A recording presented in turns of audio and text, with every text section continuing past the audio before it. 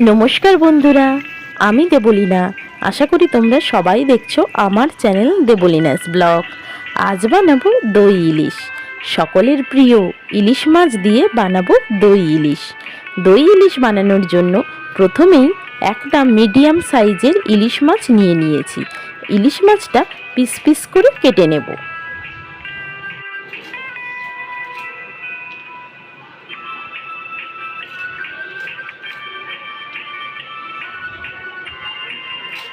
মাছটা piece piece করে কেটে নিয়েছি।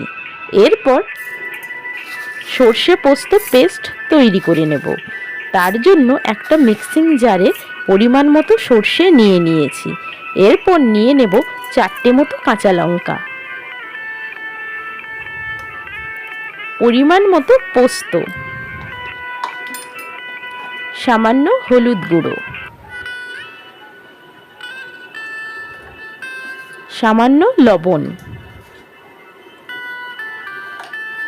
আর পরিমাণ মতো জল দিয়ে একটা স্মুথ পেস্ট তৈরি করে নেব। স্মুথ পেস্ট তৈরি হয়ে গেছে। এরপর আমি এটা সরিয়ে রাখবো। মাছটা ভালো করে ধুয়ে নিয়েছি। পরিমাণ মতো লবণ, হলুদ গুঁড়ো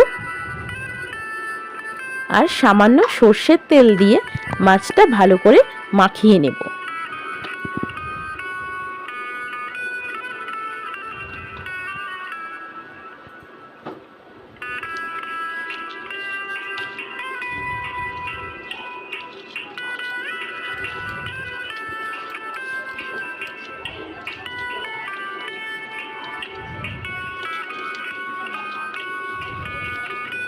মাছটা ভালো করে 2 পিঠ মাখিয়ে নিয়েছি।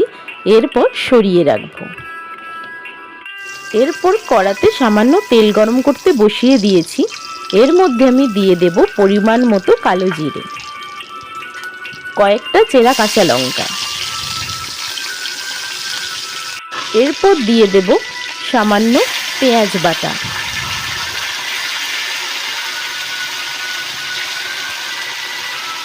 পেঁয়াজটা একটু ভালো করে কষিয়ে নেব।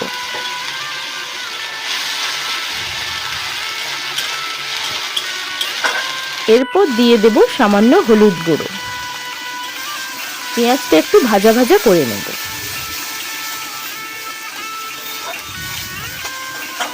পেঁয়াজটা প্রায় ভাজা ভাজা হয়ে এসেছে। এরপর দিয়ে দেব সামান্য লঙ্কা গুঁড়ো,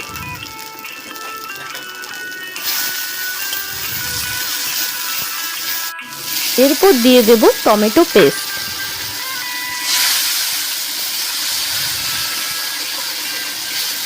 একটু ভালো করে নেড়ে চেড়ে নেব। মশলাটা প্রায় কষে গেছে, তেলও ছেড়ে দিয়েছে। এরপর দিয়ে দেব আগে থেকে পেস্ট করে রাখা মশলাটা, সর্ষে পোস্ত পেস্ট। পুরোটা ভালো করে মিশিয়ে নেব।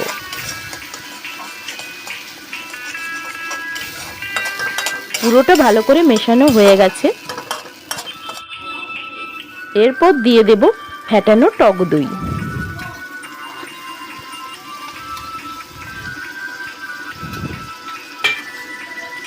পুরো মশলাটা ভালো করে নেড়েচেড়ে মিশিয়ে নেব আর সামান্য কষিয়ে নেব।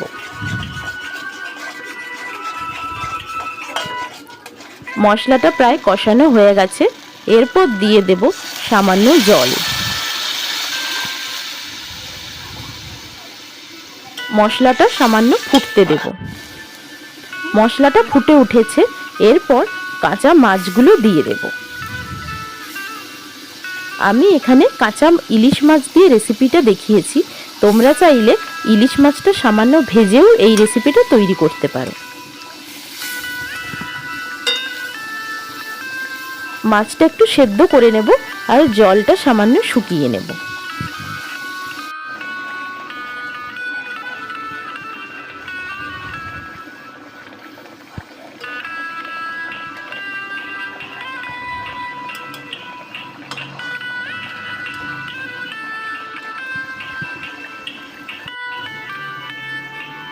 এরপর দিয়ে দিলাম সামান্য লবণ। জল মোটামুটি শুকিয়ে এসেছে। এরপর দিয়ে দেব সামান্য উপর থেকে কয়েকটা চেরা কাঁচা লঙ্কা আর সামান্য সর্ষের তেল। এরপর রেসিপিটা তৈরি হয়ে গেছে, নামিয়ে নেব। এই রেসিপিটা তোমাদের কেমন লাগলো অবশ্যই কমেন্ট করে জানিও।